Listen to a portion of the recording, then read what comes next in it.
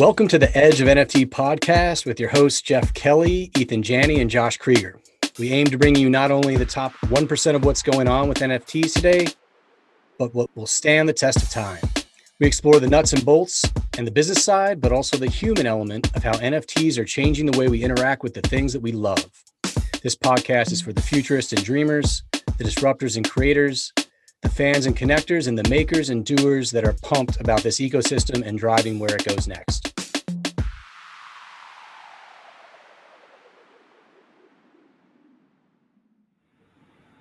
All right, welcome to another exciting session at NFTCon. I'm Ethan Janney along with Josh Krieger, co-host of the Edge of NFT podcast. We're missing our co-host Jeff Kelly, although you'll see him and the others of us interspersed throughout this convention, conducting some of the panels and interviews. Today's topic is Engine ecosystem. We're doing a panel on how NFTs are transforming games. And we have some really awesome guests with us today, including Cliff Cawley of Lost Relics, Nick Franklin of Kingdom Carnage, Sam Stebbins of Space Misfits. And so, I think maybe the first thing we like to do is just go around to each individual and allow them to say a little bit about what they're up to and what people might want to know about them to get a little bit of a foundation, and then we'll head into some conversation topics. So why don't we start with you, Samuel? That'd be great if you could kick us off. All right, great. Yeah, Samuel Stebbins here from JSim Studios. We're building Space Misfits. It's a massive multiplayer space game on Engine. We're in full beta.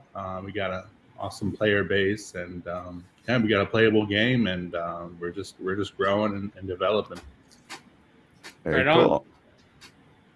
Yeah. How about Cliff? Why don't you give us a little bit about you? Hey, I'm Cliff Cawley from Lost Relics. I'm working on an ARPG game on Engine. Been released now for about 2 years, just in pre-alpha or alpha stage. We've got a fully functional game, and currently just working on the Halloween event, which is going to be released this month. Ooh, sounds spooky. Excited about that. How about Nick? Hi, I'm Nick with Kingdom Carnage. We're also in beta, so you can play on multiple platforms. Trading card game with animated combat, and we're currently working on multiple events that will be getting launched in the near future. Very cool.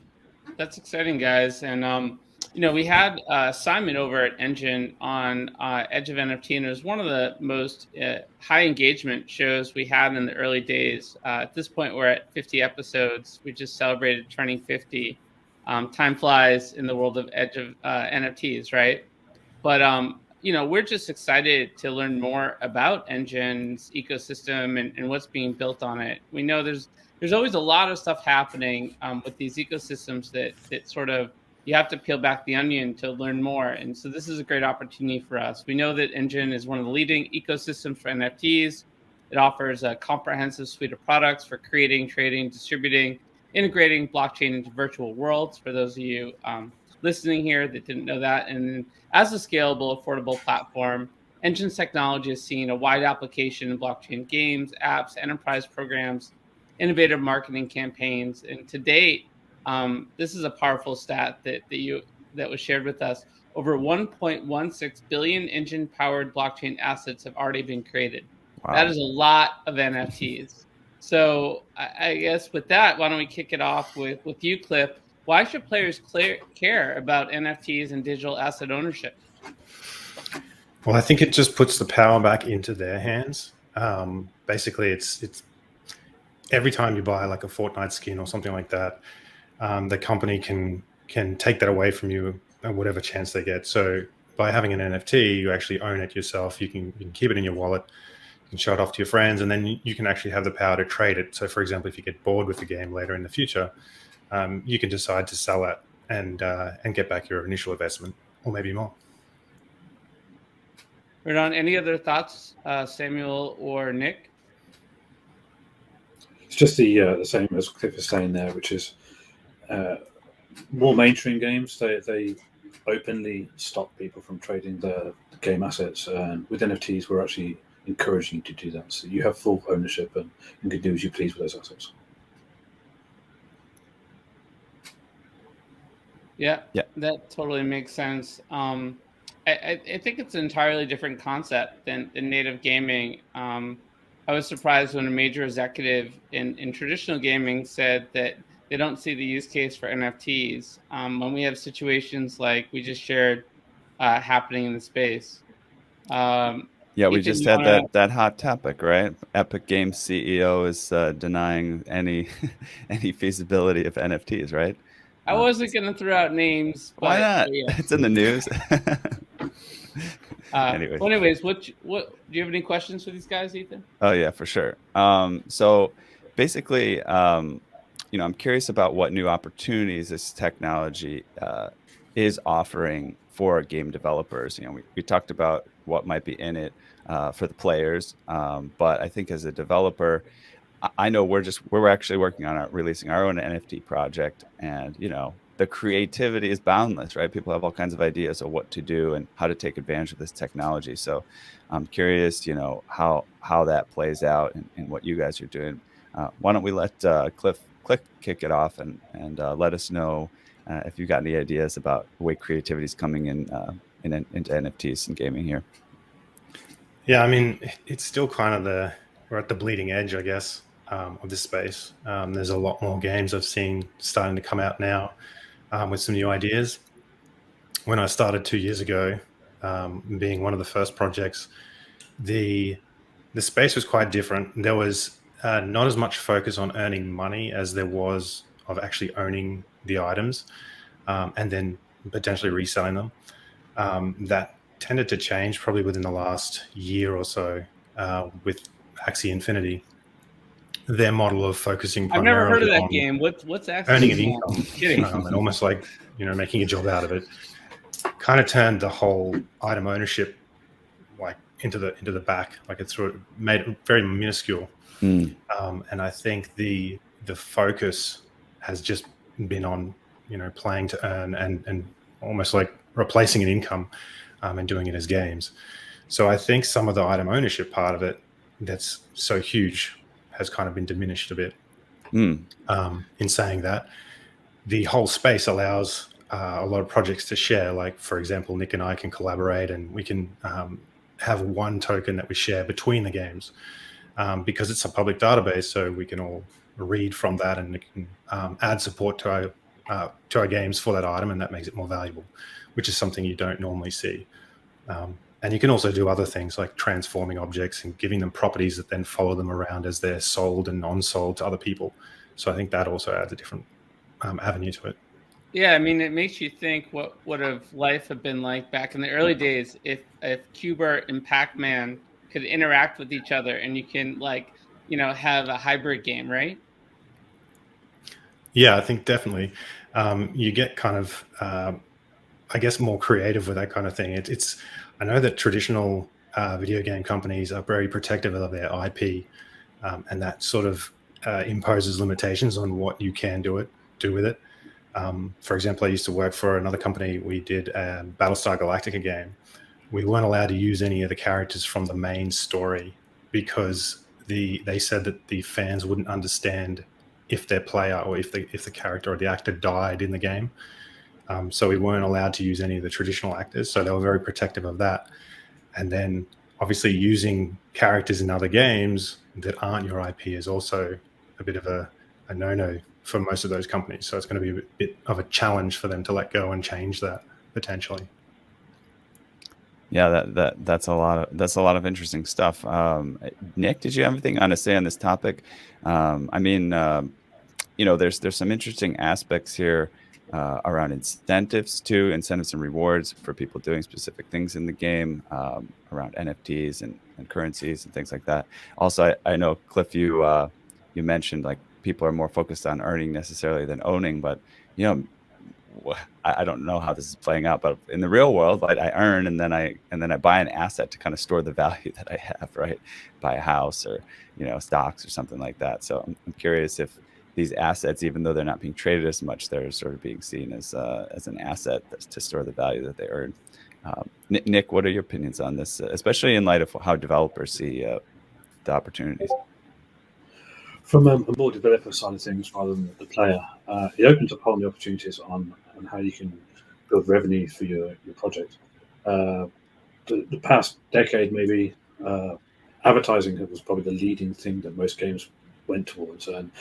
And most gamers don't enjoy having to sit there watching a 30-second advert every 5 minutes or every 3 minutes, and it's a pain in the backside. So with the power of NFTs, and you can monetize in much better, more efficient ways. And at the same time as monetizing, you're also empowering the player to earn. So it's less of a cash grab from the game, and more fun for the player whilst the player earns at the same time, which is a win-win. Yeah, that's fun. Samuel, any thoughts on this? How developers are using NFTs in new and interesting ways? Yeah, I mean, I would back up Cliff saying there's definitely been a shift this year. We see it every day. Players will come in our channels, and the first question that they ask is, "How do we earn?" You know, not about the game or playing. It's how do we earn?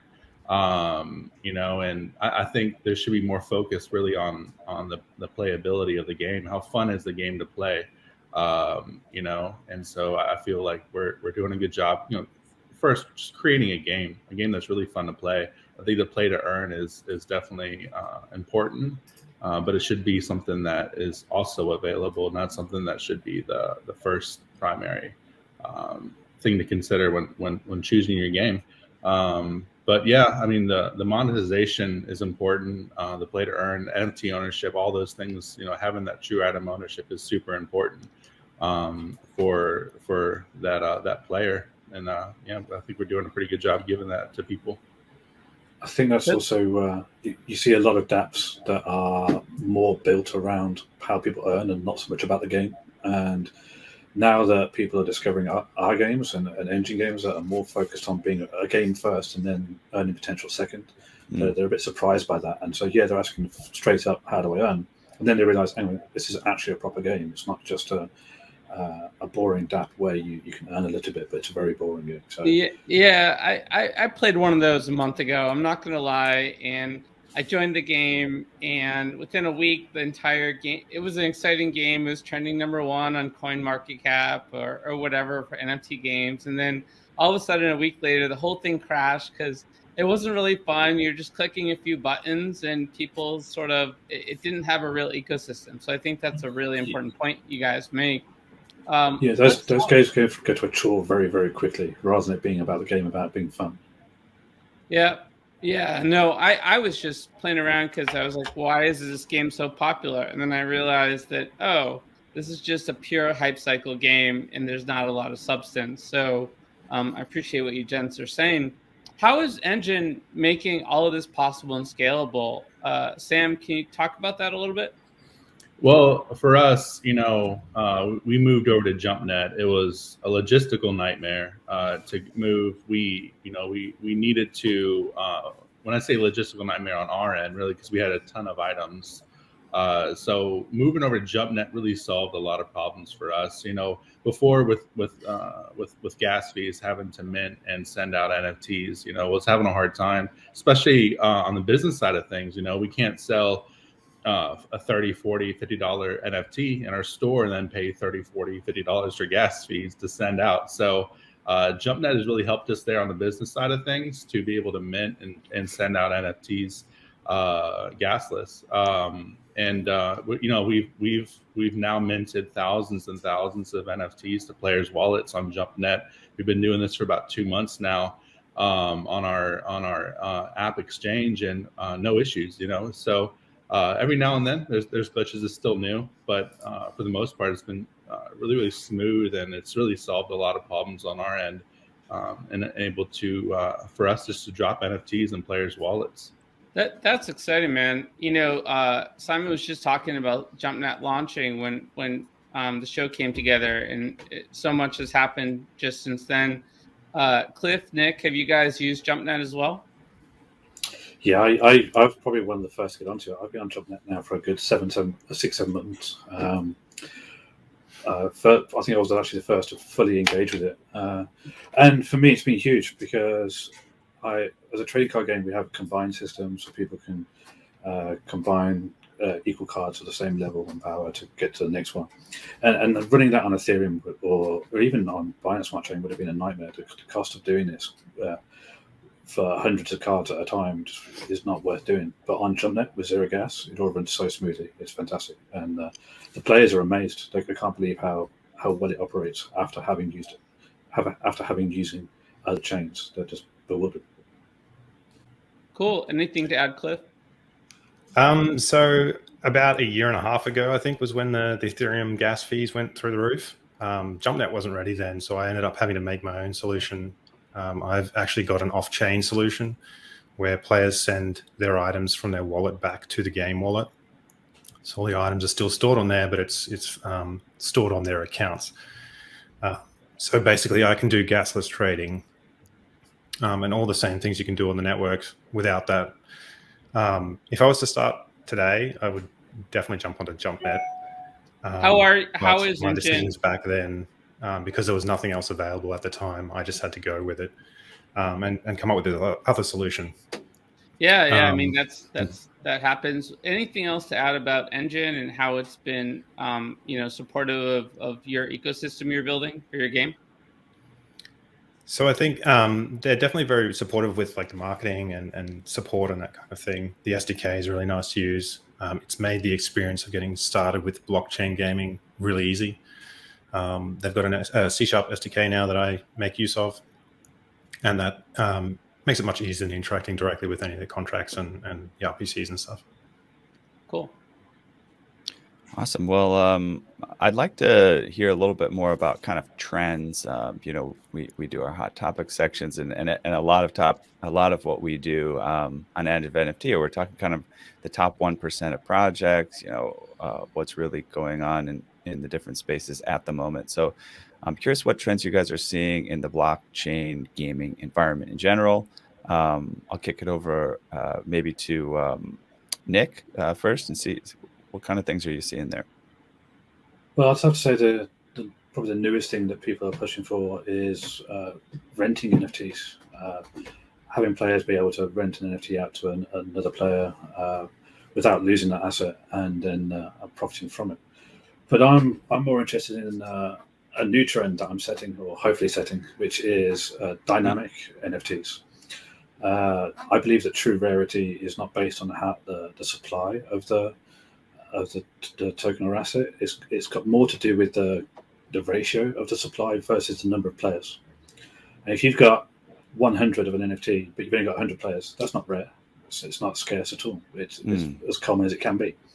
But if you have 100 of those assets and then the player base increases to 10,000, suddenly that becomes quite very rare. And if the player base jumps to 1 million, then it's extremely rare. I mean, at that point, it should be epic legendary. And so this is something that I've started playing around with, and I actually now have a range of different dynamic characters within Kingdom Carnage, and they literally start off as common level 1 assets, and then they evolve and level up as the number of players increases in the game, because the true rarity is increasing, whilst the supply can't. So are you saying you can start with a larger number and then reduce the number, and can you actually change? No, I'm doing a fixed number, so I literally have a set number of the NFT, whether it be 100 or 1,000 or whatever, and that doesn't change. That's set. But the number of players will increase, and as the number of players increases, the asset is rarer. So the stats and the rarity of the asset changed and evolve over time to match that. Very cool. Very cool. Yeah, Cliff, what kind of trends are you seeing in blockchain gaming? I guess it's more like what we were discussing before with that play to earn side. It kind of changed from that ownership thing pretty quickly to play to earn.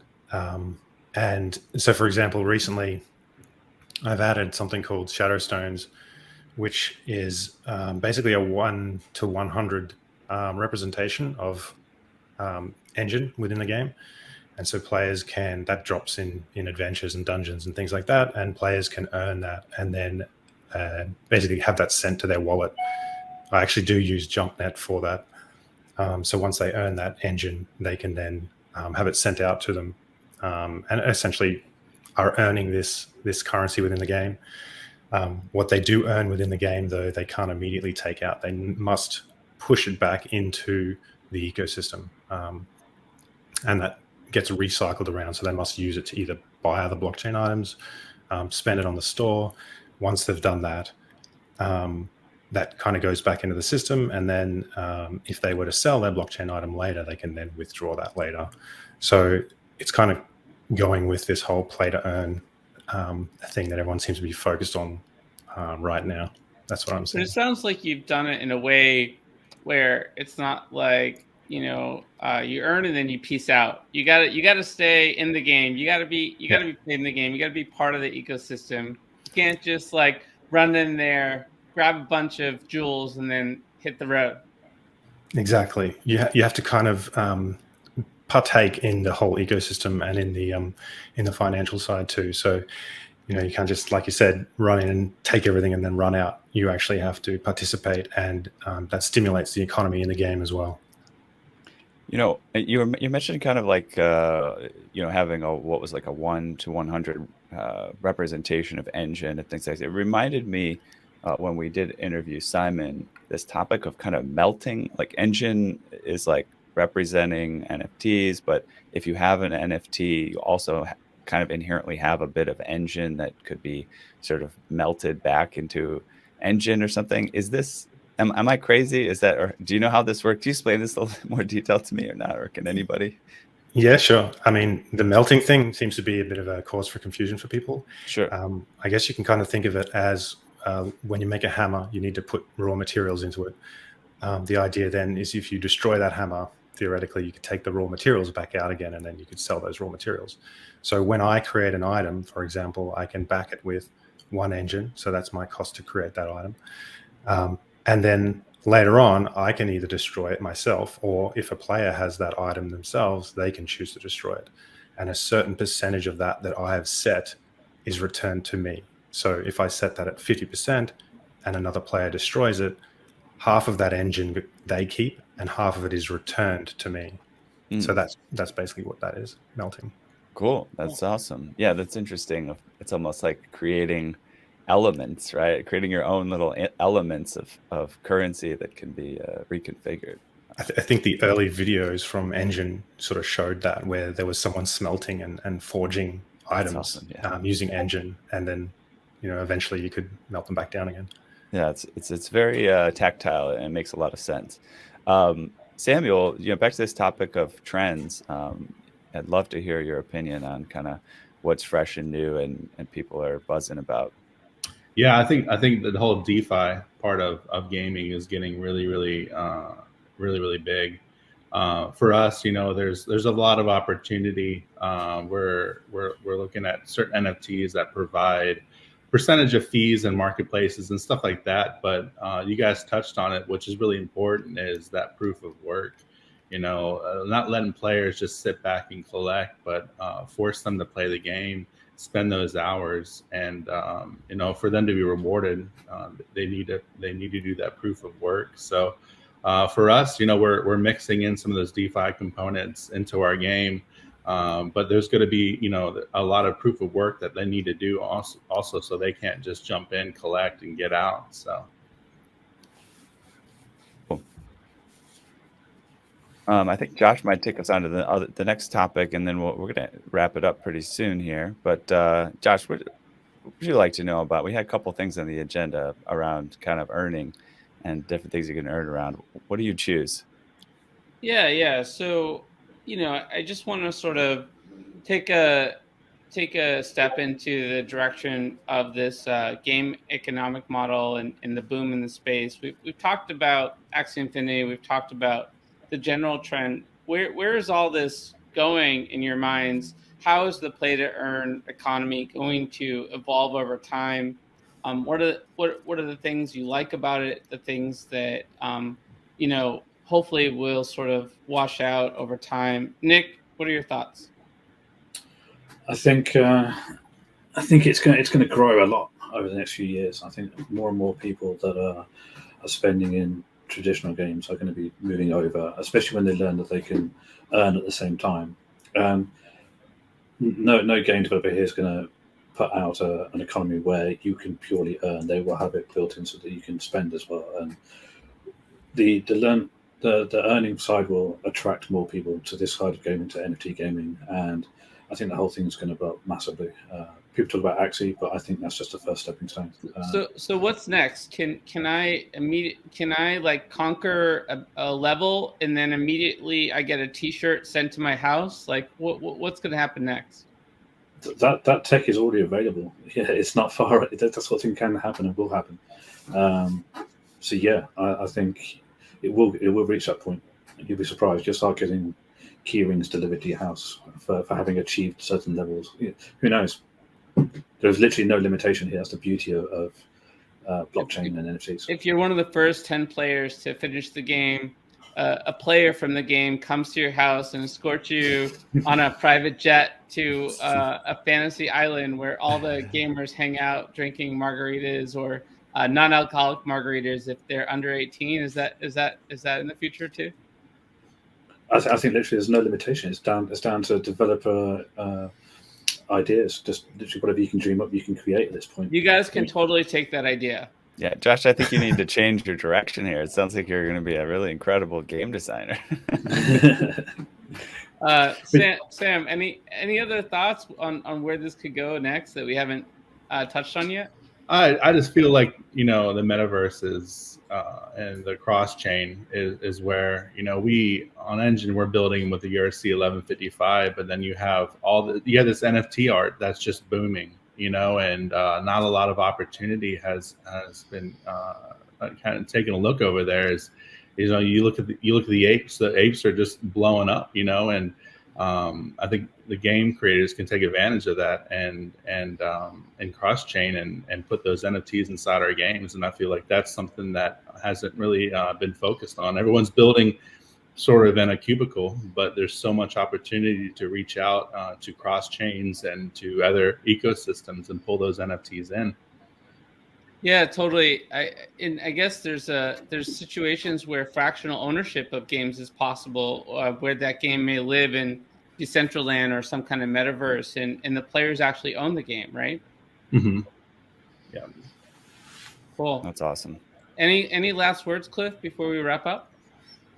I think Sam pretty much covered some of the stuff I was going to say about the multiverse stuff. Everyone's kind of building their own worlds at the moment. Eventually, we'll have some people who are going to collaborate a little bit better once they're all finished doing a bit more building, and then we'll have some sharing of assets and that kind of thing. And then obviously the other thing might be the content creation, users creating their characters and other things like that they can then digitize into the games as NFTs. Almost like the Second Life stuff where people were creating products and other virtual things that can actually be put onto the blockchain. Some of the projects are starting to do that now anyway. It's super exciting. We had a rare opportunity to be part of the Animoca brand's Rev Racing game where they put an Edge of NFT race car into their game, and there are 10,000 of our branded race cars. So guys, we have no IP restrictions. If you guys want to use Edge of NFT in your games, we're happy to offer up our IP. That was pretty fun, racing an Edge of NFT race car in a game. And I think that's a super cool trend. With that, I think. And by the way, it has real value. I'm getting offers on OpenSea for my Rev Racing car. Oh yeah. Yeah, all the time. I have a friend that totally was paper-handed our race cars and sold them for a good profit, but more power to them. Anyways, this was really fun, guys. Exciting what you all are doing in the ecosystem. Engine and I think some of you have graciously donated some NFTs to our audience today. There'll be a QR code that will come on as we're talking here, and you can scan that. And you guys talk a little bit about what's up for grabs here? Yeah, for us, we got a whole bunch of telemetry that we dropped. We got some ship blueprints that people can pick up. So, definitely take advantage of that and play engine games.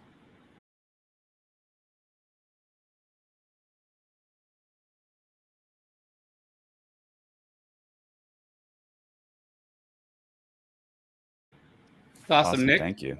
anything else? Yeah, we put into some characters. One of these dynamic characters that I mentioned. Even there's a key that unlocks a special dungeon that you can't get access to otherwise. A few little goodies like that in there. There you go. Can't wait to get in that dungeon. I don't know if I never thought I'd say that out loud, but okay. Well, actually, in front of polite company. This dungeon actually drops engine multiverse assets, so it's well worth trying to get into. Cool. Awesome. And where do folks go to find out more about each of you and the games that you're developing? Sam? You can go to the Engine website. We're all hosted there. It shows our games, kind of what we're building, and the entire Engine ecosystem.